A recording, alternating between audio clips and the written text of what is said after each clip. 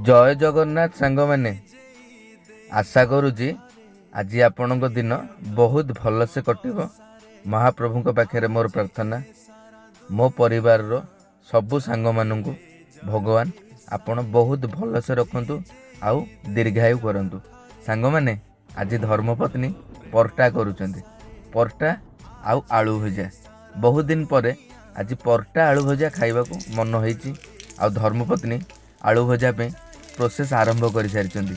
जीरा सोरिष सुखिला लंका पियाज भाजवा आरंभ कर देइचंती। सांग मैंने देखंतु केते बढ़िया से सकाळु धर्मपत्नी खाइबा आरंभ कले। कारण शीत आमको लगुच खट उपर उठिया इच्छा होनी, कि धर्मपत्नी मो कथा मानी सकाळु परटा आउ आलू भजा प्रस्तुत कर आरंभ कर सारे। कारण खाइबा खाई सारा पर ड्यूटी बाहर दी जन को ड्यूटी जावाक पड़ुची।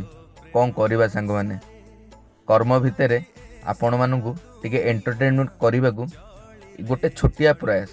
आपण खुशी हेले निश्चिंत मु खुशी हेबी, कारण आपण मानक भल पाइबा पई ए सब करवा कथा। सांग माने देखंतु आलू भजा पूरा रेडी हो सारे करे रे केते बढ़िया देखा जाउची। फाइनली चुल्ली भी ऑफ हो गला। देखन सांग माने खाइबा आसिकी डाइनिंग टेबुल पर पहुँच गलानी परटा आलू भजा और आचार। सांग माने मु बर्तमान खाइली। जय जगन्नाथ।